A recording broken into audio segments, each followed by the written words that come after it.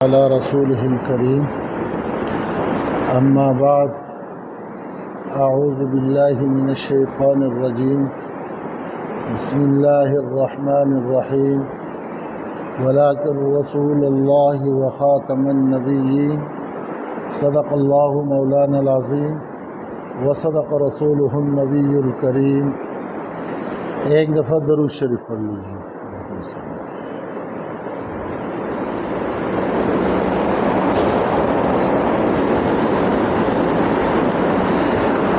میرے محترم بھائی اور میرے دوستو،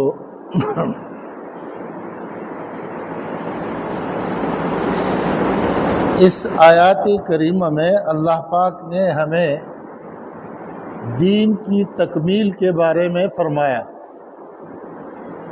اور وہ یہ ہے کہ رسول اکرم صلی اللہ علیہ وسلم کے بارے میں فرمایا کہ یہ آخری پیغمبر ہے۔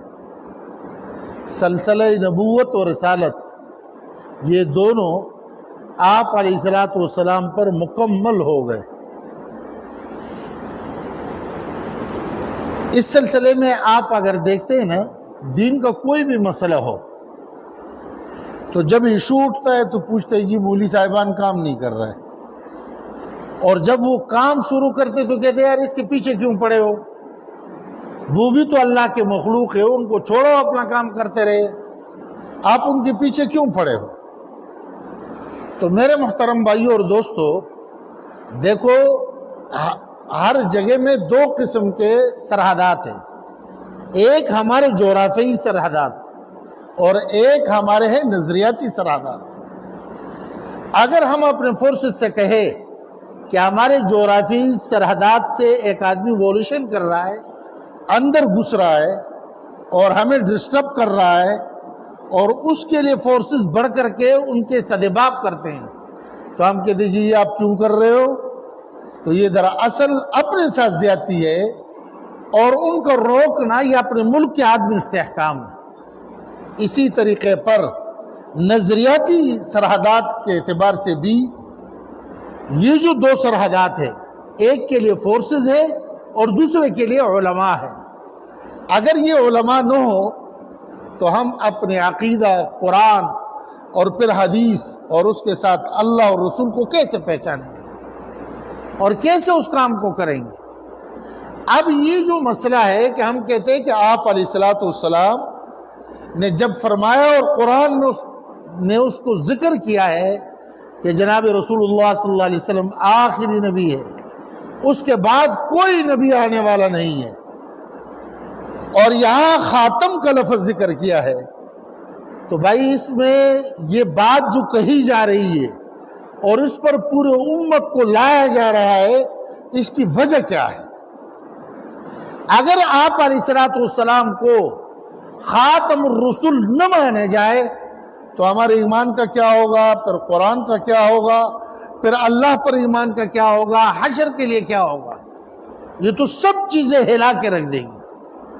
اب دیکھ لو کہ یہاں یہ جو ہے مرزائی، یہ خاتم الرسل، یہ جو آپ علیہ السلام نے فرمایا کہ میں خاتم النبیین ہوں، تو یہ خاتم کا معنی وہ کہتے ہیں کہ خاتم عربی میں کہتے ہیں انگوٹھی کو، اور یہ حقیقت ہے کہ خاتم انگوٹھی کو کہتے ہیں۔ تو وہ کہتے ہیں کہ یہاں کہہ دیا گیا وَلَٰكِن رسول اللہ، کہ رسول اللہ اللہ کے رسول ہے، اور آگے فرمایا کہ یہ نبیوں کو یہ جو خاتم کا لفظ ہے یہ آیا کہ یہ نبوت کا، یہ نبیوں کے لیے ایک انگوٹھی ہے۔ اور کیا مطلب ہے کہ رسول اللہ صلی اللہ علیہ وسلم یہ نبوت کے لیے انگوٹھی ہے، یہ جس پر انگوٹھی لگائے گا وہ نبی بنتا چلا جائے گا۔ لہذا اس میں سے ایک قائدیان کا یہ اللہ کا دشمن کہہ رہے کہ مجھے بھی رسول اکرم صلی اللہ علیہ وسلم نے انگوٹھی سے میرے اوپر نشان لگایا، میں بھی نبی ہوں۔ تو یہ کہتے ہیں کہ یہ اس کا معنی ہے انگوٹھی، اور پھر یہاں جو ذکر کیا ہے تو اس کا معنی یہ ہے کہ یہ نبوت کی انگوٹھی۔ ہم اس کو کہہ رہے کہ دیکھو خاتم کا معنی تو ٹھیک کر رہے ہو، لیکن آگے جو تعبیر کر رہے ہو اس میں دجل و فراڈ کر رہے ہو.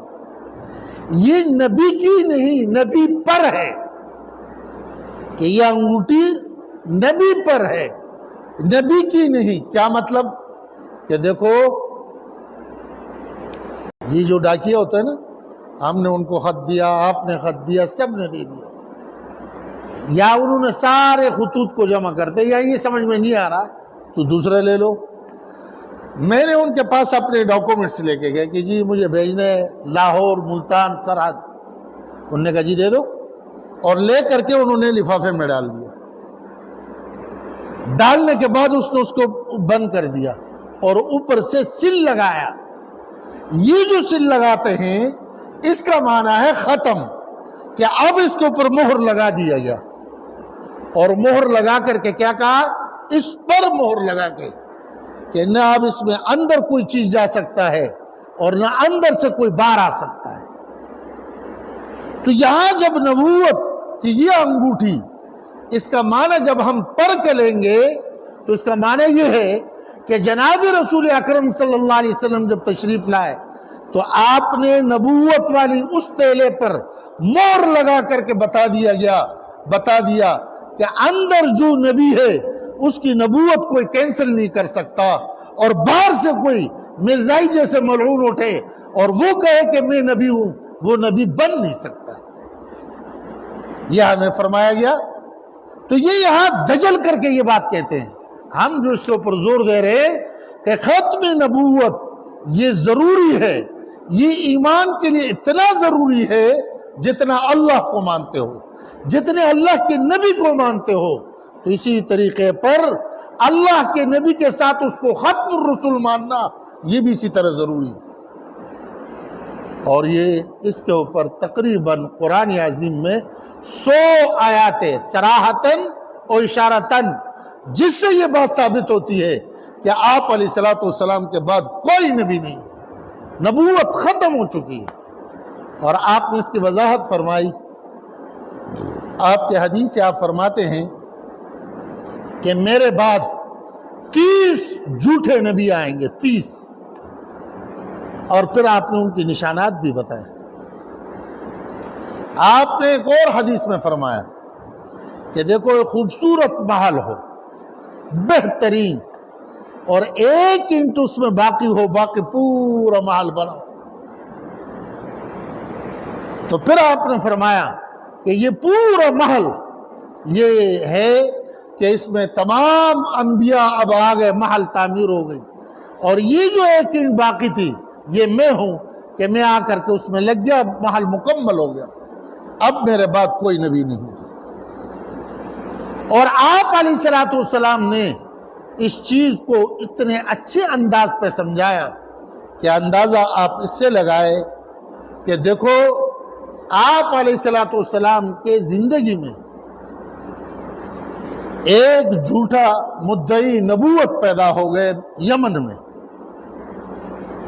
اور جب وہ پیدا ہوئے تو وہاں فیروز دلیمی رضی اللہ تعالی عنہ ان کے مقابلے میں آئے اور ان کو قتل کروایا. آپ علیہ السلام نے صحابوں کو خوشخبری سنائی. آپ کے جانے کے بعد ایک نئی چیز پیدا ہو گئی، مسلمہ کذاب، اور وہ بھی اسی طرح تھا. یہ جو مرزائی ہے، یہ مرزائی اس سے زیادہ ملعون ہے. تو وہ جب پیدا ہوئے، یہ آپ علیہ السلام کے خدمت میں آئے تھے اپنے قبیلہ بنو حنیفہ کے ساتھ. اور جب یہ مدینہ منورہ آئے تو ان کے پورے وفد کا بڑی عزت کی گئی. ان کو گوشت کھلایا گیا، دودھ پلایا گیا، خوب خدمت اس کی گئی. آپ علیہ السلام کے خدمت میں وفد کے تمام ارکان گئے اور یہ نہیں گئے، یہ اپنے جگہ پہ رہا. تو آپ علیہ السلام نے اس وفد کی بڑی قدر کی، سب کو ہدایہ دی اور ان کو کھانا بھی کھلایا، ان کا اکرام بھی کیا. جب وہ اٹھ کر کے واپس اپنے خیمے کی طرف جانے لگے تو آپ نے 5 درہم یا دینار نکال کے آپ نے فرمایا کہ یہ لے جا کر کے مسلمہ کو بھی دو، وہ بھی آپ کے ساتھی ہے اور اس کے وہ بھی مستحق ہے، ان کو محروم نہیں کیا جا سکتا. آپ نے یہ ان کو پاس بھیجا. جب یہ لوگ واپس ان کے پاس گئے تو جب ان سے یہ بات کہی گئی کہ آپ علیہ الصلوۃ والسلام نے یہ ہدیہ آپ کو بھیجا ہے اور یہ آپ کے بارے میں فرمایا کہ ان کو محروم نہیں کیا جا سکتا، تو کہنے لگے کہ اس کا مطلب تمہیں پتہ ہے آپ علیہ الصلوۃ والسلام نے اپنے بعد مجھے حکمرانی کے لیے منتخب کیا ہے. اور پھر آپ علیہ الصلوۃ والسلام خود ان کے پاس پہنچے. جب ان سے باتیں شروع کی تو انہوں نے کہا جی آپ ایسے کر لیں کہ میں آپ پر ایمان تب لاؤں گا کہ آپ میرے بارے میں اعلان کر لیں کہ آپ کے بعد پھر میرا یہ خلافت مجھے ملے. تو آپ علیہ الصلوۃ والسلام کے ہاتھ میں ایک ٹہنی تھی. آپ اٹھے اور فرمانے لگے کہ اگر تم یہ ٹہنی بھی مجھ سے مانگو گے تو میں تمہیں نہیں دوں گا. اور وہاں سے جب آپ باہر آئے تو آپ نے فرمایا کہ اس کے بارے میں نے خواب دیکھا ہے اور مجھے اللہ نے دکھایا کہ میرے پاس 2 سونے کے کنگن ہیں. میں بڑا پریشان ہوا تو مجھے حضرت جبرائیل نے بتایا کہ اس دونوں کا معنی یہ ہے کہ جھوٹے نبی آئیں گے اور اس سے اللہ آپ کا چھٹکارا کرا دیں گے. تو ایک تو پہلے والا تھا وہ تو چلا گیا، اور یہ والا واپس جب اپنی جگہ پر گئے تو وہاں انہوں نے کیا کیا کہ آپ علیہ الصلوۃ والسلام جیسے تشریف دنیا سے لے گئے انہوں نے اعلان کیا کہ اب تو نبی میں ہوں. اب جب انہوں نے اعلان کیا تو آج ہم بھی مسلمان ہیں. ایک اس وقت کے مسلمان حضرت ابوبکر اور ان کے متبعین تھے. وہاں کے حالات دیکھو اور آج ہمارے حالات دیکھو. بیٹھ کر کے ان کے تمام ان کے جو بھی مصنوعات ہیں وہ صرف ہم لیتے نہیں ہیں، پھر لے کر کے اس کو بڑے مزے سے پیتے بھی ہیں اور پھر یہ بھی کہتے ہیں کہ اس میں کیا ہوتا ہے. انا للہ و انا الیہ راجعون. کیا ہوتا ہے؟ اگر ہمارے اور آپ کے والد کو کوئی برے نام سے پکار لے تو ہماری طبیعت کیسی ہوتی ہے؟ برداشت کر سکتے ہیں یا ان کے ساتھ ہم سلام کرتے ہیں؟ میرے نبی کا دشمن ہے اور میرے نبی نے بھی فرمایا کہ یہ کافر ہے، یہ دشمن ہے، مجھے اذیت پہنچا رہا ہے اور میں ان کو تقویت دے رہا ہوں اپنے مال سے یا جان سے، تو اللہ اس عذاب سے بچائے اور مسلمانوں کو اللہ اس گناہ سے بچائے. کتنا بڑا گناہ ہے. اور وہاں کیا ہو رہا ہے؟ اور پھر یہ رہ رہے تو ہم جا کر کے کہتے بھی السلام علیکم انا للہ و انا الیہ راجعون. ان بےمانوں کے ساتھ سلام کرنے کا کیا معنی ہے؟ جو میرے نبی کا دشمن ہے اس سے پھر سلام کرنا یا ان کی شکل کو دیکھنا، یہ کون سے غیرت ایمانی ہے میرے بھائیوں؟ ان چیزوں کو دیکھا جائے. دیکھو میں اپنی والدہ، اپنے والد، اپنے بھائی، اپنے خاندان، اپنے رشتہ دار، ان کے عزت پر مجھے فوراً پیش آتا ہے اور اس کے تحفظ کے لیے میں سوچتا ہوں. اس کے بارے میں اگر کوئی غلط بات کہتے ہیں میں لڑنے کے لیے تیار ہوتا ہوں. اور آقا دو جہان صلی اللہ علیہ وسلم کے ناموس، اس کی عظمت اور قرآن کے، دین کے، اللہ کے تمام احکامات کے انہدام، وہ ساری چیزیں یہ کرے اور اس کے باوجود بھی ہمیں ٹس سے مس نہیں ہوتا. اور اگر کہا جائے کہ بھائی اپنے ایمان کی حفاظت کرو تو ہمارا کہنا یہ ہوتا ہے یہ مولویوں کا کام ہے، یہ تو ویسے لوگوں کو لڑاتے ہیں، یہ لڑائی کی بات ہے. مجھے بتاؤ یہ لڑائی ہم نے شروع کی ہے؟ شکلیں ان کو دیکھو. وہ بھائی جب تم نبی کو نہیں مانتے ہو مسجد میں کیسے آ رہے ہو؟ نبی کو نہیں مانتے تو قرآن کو کیسے لے رہے ہو؟ یہ تمام چیزیں سمجھنے کی ہے اور سمجھنے کے بعد اس کے اوپر عمل کا تقاضا کر رہا ہے کہ ہمیں کرنا کیا ہے. اب حضرت ابوبکر رضی اللہ تعالیٰ عنہ کا دور ہے. ادھر رسول اکرم صلی اللہ علیہ وسلم دنیا سے پردہ فرما گئے اور یہ کوئی عام آدمی تو نہیں تھے، یہ وہ تھے کہ جن کے قدموں پر صحابہ نے اپنی زندگی، اپنے بچوں کی زندگی، گھر والوں کی زندگی، رشتہ داروں کی زندگی، اپنا قوم، اپنی وطن، سب کچھ دو پہ لگا دیا تھا. اور محبت اور عشق اس کے ساتھ یہ ہے کہ جہاد سے واپسی پر لوگ آ رہا ہے اور ایک خاتون کڑی ہے، ان کو بتلایا جا رہا ہے کہ تیرے بیٹے شہید ہو گئے، تیرے شوہر شہید ہو گیا، اور باقی بھی سب بتلائے، وہ خاموش کڑی ہے، لیکن ہر ایک سے یہ پوچھتی رہتی ہے کہ محمد الرسول اللہ صلی اللہ علیہ وسلم کا کیا حال ہے۔ اور جب آپ تشریف لاتے ہیں، آپ کے چہرے انور پر آنکھیں لگ کر کے کہہ رہی ہے خدا کی قسم سب مر گئے، کوئی پرواہ نہیں تھی، جب آقا کو دیکھا تو دل ٹھنڈا ہو گیا۔ یہ ان کا جذبہ تھا۔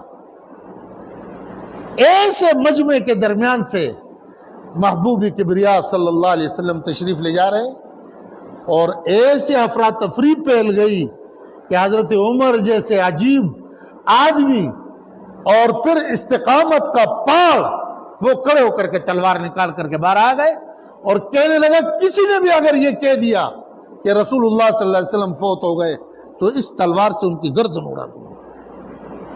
اور صحابہ عجیب، کیا عجیب حالات سے وہ دوچار ہو گئے، اور جہاں جہاں تک دین پھیل گئے تھے بہت سے لوگ واپس مرتد ہونے کی طرف گئے، اور ایک افراتفری پھیلی ہوئی تھی۔ بعضی جگہوں میں لوگوں نے اپنے سلطنتوں کے اعلان شروع کرا دیے، اور اسی میں اس مسلمہ کذاب، اس نے نبوت کا دعویٰ کر کے لوگ ان کے پاس بھی پہنچنے لگے۔ اب حضرت ابو بکر رضی اللہ تعالیٰ عنہ آ گئے۔ ایک طرف پر لوگوں نے زکوٰۃ کا انکار کیا، اب جب وہ آ گئے، آج ہم کہتے نہیں جی حالات کو دیکھو، واقعات کو دیکھو، اور ان کو دیکھو ہمارے ساتھ کیا ہوگا، پھر ہمارے ساتھ یہ ہو جائے گا، یہ ہو جائے گا۔ جب تک اللہ کی طاقت ہمارے ساتھ نہیں ہوگی، یاد رکھو میرے اور آپ کے ذہن سے کچھ نہیں ہوگا۔ ہم تو کہہ رہے تھے نا کہ پاکستان کو ہم نے بچایا، ہم نے یہ کیا، ہم نے یہ کیا، ہمیں دیکھو پاکستان بچانے کو دیکھو۔ بے سر و سامانی کے عالم میں مستقبل کا ہم کسی کے بارے میں کچھ نہیں کہہ سکتا، یہ تو اللہ کو پتہ ہے کہ کیا ہوگا، لیکن یہ قریب میں ہے نا۔ افغانستان کے یہ طلباء، مدرسوں میں پڑھنے والے، مسجد میں پڑھنے والے، ان کے اکنومی کو تو دیکھ لو کیا کر رہے ہو، کس انداز پر اس مملکت کو چلا رہے ہیں۔ اور جب سقوط افغانستان ہو رہا تھا تو ملا عمر مجاہد رحمہ اللہ کے آخری خطاب یہ تھا کہ آج ہم پسپا ہو رہے ہیں، لوگوں کے عقلوں میں یہ باتیں نہیں آ رہی، لیکن جب اللہ ہمیں فتح دیں گے پھر ان کو سمجھ میں آئے گا کہ اللہ کی نصرت کیا ہے۔ بظاہر تو خودکشی نہیں تھی، اور کیا تھا ان کے پاس، کیا چیز تھی؟ دنیا کے تمام اقوام، کافر و مسلمان سارے مل کے چڑھ دوڑے، کون سا اسلحہ تھا جو ان کے پاس نہیں تھا؟ ان کے پاس کیا تھے؟ کھانے کے لیے بھوسے ٹکڑے اور پہننے کے لیے کپڑے نہیں، ایک چادر میں پھر رہے ہیں، اور جوتے نہیں، اسلحہ ان کے پاس کون سا؟ لیکن ان کے پاس ایمان، اللہ پہ توکل، اللہ سے ہونے کا یقین تھا۔ اللہ نے کیا کر لیا آپ نے دیکھا نہیں؟ آج جس کو ہم بچا رہے تھے تو ڈالر پہنچ گیا 325 پر، اور آگے کیا ہوگا؟ اور بھی روتے رہو، جوتے کھانی ہے۔ ان کے باپ بھی اس چیز کو ٹھیک نہیں کر سکتا، یہ نظام خدا کا ہاتھ میں ہے، ہم ٹھیک ہو نہیں رہے، ہم اس طرف جانے کو تیار ہی نہیں ہے۔ بے حیائی رگ رگ میں پیوست ہو گئی، سود کھانا رگ رگ میں پیوست ہو گئی، رشوت لینا اپنے حق کو سمجھتے ہو۔ اگر ایک وزیر کے گھر سے 6,000 کروڑ روپے برآمد ہو رہے ہو، وہ بتاؤ ہم کس معاشرے میں ہیں؟ یہ کیا ہو رہا ہے؟ تعلیمی اداروں میں ہمارے بچوں کی عزت نیلام ہو رہا ہے، اس کے اوپر سیلاب کیسے ابھی تک نہیں آیا؟ یہ تو محض خدا کا کرم ہے کہ ان مدارس اور یہ دین کے کام کرنے کے برکت سے اللہ نے پھر بھی ہمیں بچایا ہے، ورنہ ہم نے کوئی کسر چھوڑا ہے؟ رشتوں کا کیا حال ہے؟ ماں باپ اب خوف کی زندگی گزار رہے ہیں، اور نوجوانوں کے حالات کو دیکھ لو کس رخ پر یہ جا رہے ہیں۔ یہ تمام چیزیں ہمیں کیا دعوت دیتی ہے؟ دعوت فکر دے رہی ہے۔ وہاں کی کیفیت دیکھ لو، حالات سارے ناموافق ہیں، جس طرح ان کے لیے تھا، ہر طرف افراتفری، اور اس میں حضرت ابوبکر جیسے رقیق القلب عجیب مدبر امہ وہ آتا ہے اور بیٹھ کر کے فرما رہے ہیں کہ آپ جاؤ یہ منکرین جہاد، یہ منکرین زکوٰۃ کے خلاف تم جا کر کے لڑو، اور دوسرے طرف پر مسلمہ کذاب کے سرکوبی کے لیے بھی صحابہ کو روانہ کر رہے ہیں۔ سب حیران ہیں، حضرت یہ اگر گئے تو مدینے میں لوگ آ کر کے یہاں کے خواتین اور ان کی عظمت اور یہ تو عجیب کیفیت کا سامنا ہوگا۔ فرمایا سن لو، رسول اللہ صلی اللہ علیہ وسلم کے زمانے میں اگر ایک جانور کے گلے میں ایک رسی دیا جاتا تھا اور آج اس سے بھی انکار کیا کریں گے تو حضرت عمر کو آپ جواب دے رہے ہیں، تو خدا کی قسم ابو بکر اس وقت تک لڑتا رہے گا جب تک کہ ان سے یہ رسی لے نہ لے۔ یہ تھی جرت، حالات کو نہیں دیکھا، امر وقت کے امر کو دیکھا کہ خدا کا حکم کیا ہے، اور پھر اللہ کا وہ وعدہ آ گیا ان تنصر اللہ ینصرکم۔ ابو بکر نے قدم بڑھایا، اللہ کی مدد آ گئی، ساری کی ساری شورش ختم ہو گئی۔ یہ میرے اور آپ کے پتھروں سے یہ چیزیں حل ہو جائے گی، اور یہ حل کرا دو گے۔ ایک سے دوسرا جو آ رہا ہے، اللہ کی پناہ، وہ لوگ روتے تھے وہ کفن چور سے، وہ رات کو جس کو قبر میں اتارتے اس سے کفن چوری کرتے تھے۔ ابو جب مر رہا تھا تو رونے لگ گیا، بیٹا آیا کہنے لگے کیوں رو رہے ہو بابا؟ اس نے کہا بیٹا میں نے بڑے ظلم کیا ہے، آس پاس کے سارے لوگ مجھے جانتے ہیں، میتوں کی بڑی بے حرمتی میں نے کی ہے، تو میرے لیے تو کسی کی زبان پر خیر کا کلمے کی تصور ہی نہیں ہے، تو میرے ساتھ پتہ نہیں قبر میں کیا ہوگا۔ انہوں نے کہا بابا فکر نہیں کرو، جب آپ جاؤ گے نا سب آپ کو دعائیں دیں گے۔ وہ تو چلا، اس کے بعد جب بیٹے کا دور آیا تو کفن نکالنے کے بعد، معاف کیجئے بڑی یعنی بات تو بری ہے لیکن سمجھانے کے لیے اب کیا کروں، ساتھ میں میت کی بے حرمتی اس انداز سے شروع کر لی کہ پیچھے سے ڈنڈے کو ٹھوک دیتے تھے۔ اب جو لوگ صبح آتے کہتے تھے اللہ اس کی بخشش فرمائے، بہت اچھا آدمی تھا، وہ تو صرف کفن لے کے جا رہا تھا، اس نے تو ساتھ میں دوسرا کام شروع کیا۔ بتاؤ یہ جو اوپر سے آ رہا ہے وہ پہلے والا آیا تھا، اس نے کہا میں پاکستان کو بنا رہا ہوں، اب آپ کہو گے یہ کیوں یہ باتیں کر رہے، میں نہیں کروں گا کون کرے گا؟ اس کے دور میں قیمتیں بڑی، او بھائی اس کو ہٹاؤ، سارے مل کر کے 12 مل کر کے اس کو ہٹایا۔ پھر جب وہ 12 آ گئے پہلے والوں نے وہ کڑکیاں کھولی اور گالیوں کی ایسی بمبار شروع کر دی کہ تم لوگوں نے یہ کر لیا، تم نے یہ کر لیا، سب دعائیں دے رہے تھے وہ بھی گئے۔ اب یہ کہاں سے آ گئے؟ اب وہ دونوں بزرگ لگ رہے، وہ اولیاء کرام لگ رہے ہیں، وہ فرشتے لگ رہے، کہتے یہ اس طرح ہے، نہ وہ اس طرح تھے، نہ درمیان والے اس طرح ہے، نہ یہ اس طرح ہے، اس کے ذمہ دار میں اور آپ ہو۔ میں نے اور آپ نے اپنے اللہ سے معاملات ٹھیک کیے، جھوٹ ہم بولتے ہیں تو اس کے سزا نہیں کہو گے، مقدر کے سیب کھاتے ہو تو ڈنڈے ساتھ کھانا پڑے گا، چچوڑ سے بچو گے نہیں، گناہ میرے اور آپ کا ہے، گالی لوگوں کو دے رہے ہو، میرے اور آپ کو تو نمبر پلیٹ ہی نہیں ہے، لہذا چوری کرو، زنا کرو، بے حیائی کرو، تولنے میں ناپ تولنے میں جھوٹ بولو، دودھ کیمیکل کے بنا کے لوگوں کے بیڑا غرق کرو اور ملاوٹیں کرتے رہو، اپنا تو کوئی چیز نظر نہیں آ رہا، بس دوسروں کے پیچھے پڑھ کر کے کہتے تم نے یہ کر دیا، تم نے یہ کر دیا، تم نے یہ کر دیا۔ میں نے کیا کیا؟ اس کو تو پہلے حساب ہونا چاہیے، میرے اوپر تو کسی کی حکومت نہیں ہے، میں کیوں ٹھیک نہیں ہوتا، میں کیوں نہیں سدھرتا؟ میرے لیے تو آزادی ہے، اپنے بارے میں حسن ظن ہے، کچھ بھی کروں میں ٹھیک ہوں، یہ دوسرا کیوں ٹھیک نہیں ہوتا ہے؟ ہر ایک کو تبصرے کرنے کا ایسے زبردست ملکہ حاصل ہے، ہم میں سے سب سیاستدان ہیں، سب مفتی ہے، سب ڈاکٹر ہے، ایک بیمار ہو جائے گا سب پہنچ جائیں گے، آپ یہ کھا لیں، آپ یہ کھا لیں، وہ بھائی آپ نے BBS کہاں سے کی ہے، یہ مفت کے مشورے کس بات کے دے رہے ہو؟ نہیں آپ یہ گول کر کے پی لے، میرا ایک رشتہ دار تو اس نے یوں کیا تھا، اللہ تجھے ہدایت دے۔ ہر ایک کو شوق پڑ گیا ہے، پڑیاں ہمارے جیب میں ہے، قرآن ہمارے جیب میں ہے، سیاستدان ہم ہیں، اب رکشہ چلا رہے یہاں کٹ میں پڑ رہا ہے، ناک بھی بے رہے، ساتھ میں وہ شروع ہو جائے گا، آپ کہیں گے آرمی چیف تھی، اس کو لگانا چاہیے تھا۔ تو آپ مجھے بتاؤ، جب گناہ میں کروں سزا کون کہے گا؟ جب غلطی میں کروں، بجلی کے تاروں میں انگلی میں دوں، کرنٹ مجھے لگے گا، کسی اور کو نہیں لگے گا۔ وہ ایک شخص تھے نا، انہوں نے باغ بڑا اچھا رکھا تھا سیب کا، خیال ہے ادھے آئے، او بھائی خیال ہے، شکر ہے کہ جاگے ہوئے، کوئی بات نہیں ہے، جاگے نہیں ہو، سر تو ہلاؤ کہ میں کہوں گے جاگے ہوئے۔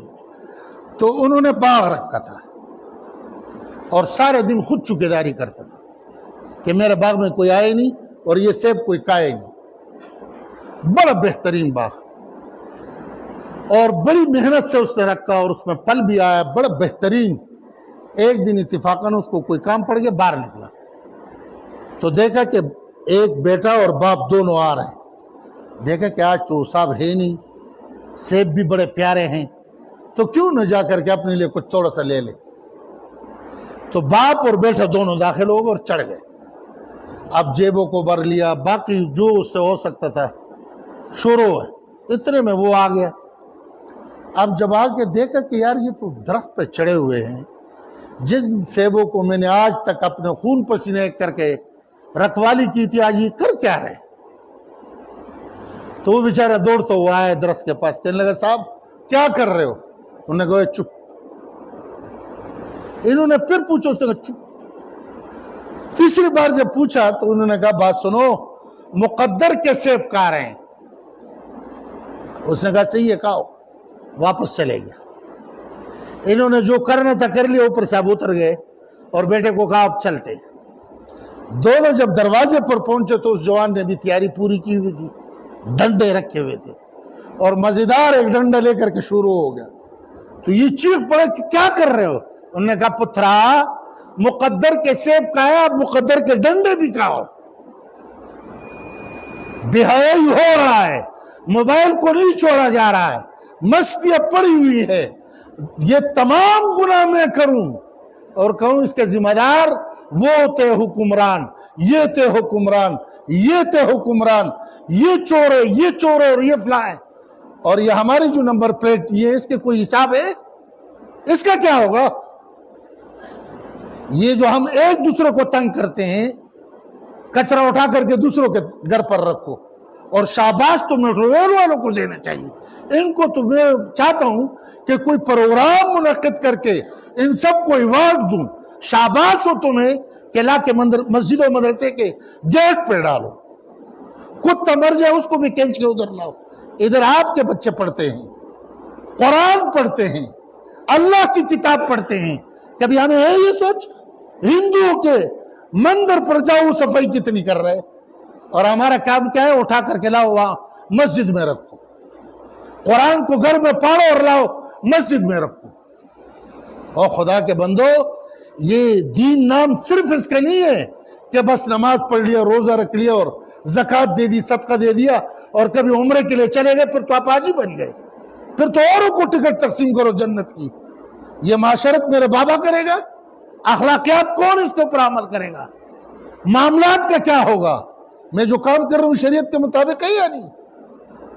یہ تمام چیزیں یہ میرے اور آپ کی ذمہ داری ہے۔ جب ہم یہ پورا کریں گے، اللہ کی طرف سے پھر فیصلے رحمت کے آئیں گے۔